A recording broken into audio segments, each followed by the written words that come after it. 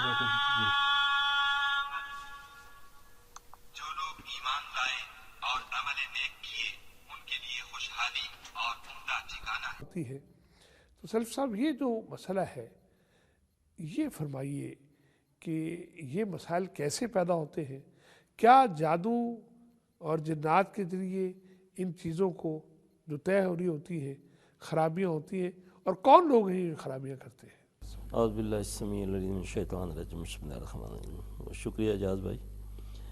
गुजारिश ये है कि ये एक अलमिया है कि हर चीज़ को हम जादू में ले लेते हैं जी, और जो बैठे हुए हैं उनके पास भी जब जाते हैं तो लोग सबसे पहले नाम पूछा, जी, माँ का नाम बताओ, जी, ऐसे शुशबुश किया, फिर कहा तेरे किसी ने कुछ कीता है, बंदिश की थी किसी। अच्छा, इसमें जो मेरे मुशाहिदे में जो बातें आई हैं, जी, जी, जो मेरा एक्सपीरियंस है, जी, जी, इसमें ज़्यादातर जिन्नात शयातीन की नज़र हो जाती है, अच्छा, लड़कों को और लड़कियों को। जी, ठीक, इसको सबसे पहले जो असेसमेंट करना जो है यही सबसे बड़ा काम है।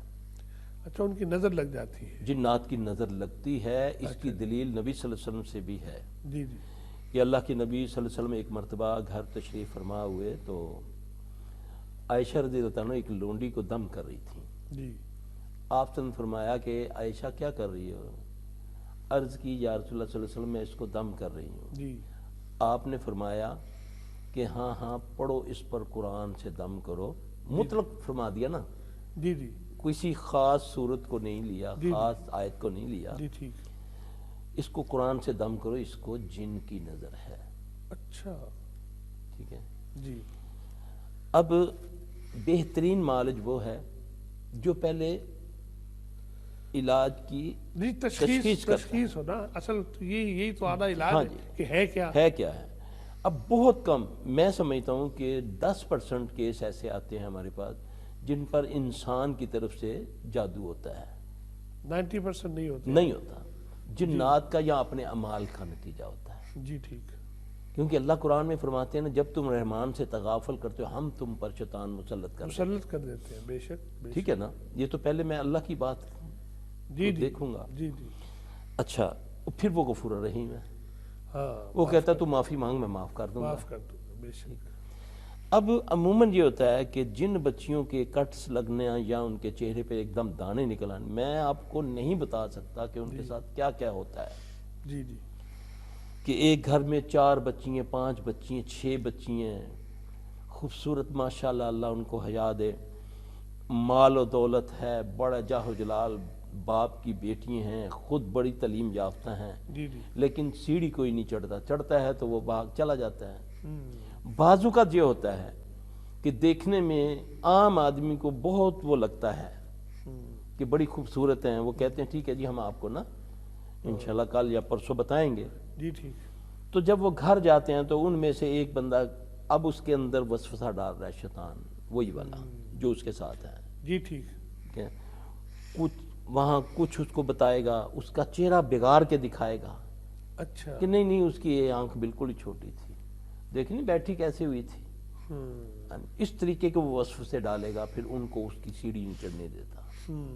ये जादू नहीं होता, ये जादू जिन्न का होता है। जी, ये इंसानी काबिज नहीं है। हाँ, इतना ज्यादा मैंने कहा ना कि 10% बहुत होंगे कोई इंसानी जादू के जी, साथ ठीक। ये रुकावट होगी। जी, ठीक, वरना एक तो उम्र का बढ़ना, आला तलीम के लिए जी, जी, जी रिश्ता आया। अब मेरे पास जब कभी आते हैं पूछते हैं बीबी इसकी उम्र कितनी है, अभी 27 साल हुई, खैर से अभी 27 साल हुई। तो बीबी इसको अपना नहीं अभी तो ये तालीम मुकम्मल करेगी। तो फिर मैं बोलता हूँ मेरे पास ना डिग्रियों की टोकरियाँ उठाई आती हैं। तो फिर अब वो कहती हैं सल्फी साहब कोई अनपढ़ ही ढूंढ दें, अब तो भतीजा लेकर पाला था वो भी दगा दे गया है, अब तो रिटायर्ड हो गई हूँ, अब किसी से मेरा रिश्ता करवा दें, मैं अब अकेली रह के पागल हो जाऊँ। और डिग्री आप एजाज साहब देखें तो उसने ऑक्सफोर्ड तो पता नहीं क्या कहा था डिग्री, और यहाँ एक पता नहीं कौन से क्लास की वो ऑफिसर है। जी, ठीक, ये बर वक्त जो है ये बर वक्त काम ना करना फिर और ये भी तो कुरान और सुन्नत की खिलाफवर्जी है। बिल्कुल, मैंने पहले जैसे अर्ज की पहले प्रोग्राम में कि अल्लाह के नबी ने फरमाया 3 कामों में जल्दी करो। जी, जी, है जी। जी, जी, اب اس میں سب سے پہلے یہ ہے کیا تعلیم شادی کے بعد نہیں حاصل کی جا سکتی؟ جی ٹھیک ہے، تعلیم کو تو روکنا نہیں. اب اس کا حل کیا ہے؟ جی اس کا حل یہ ہے کہ ہم یکسو ہو کر اللہ کی طرف آئیں. جی ٹھیک. جو شارٹ کٹ بتانے لگا، شارٹ کٹ. جی ٹھیک. تہجد پڑھیں.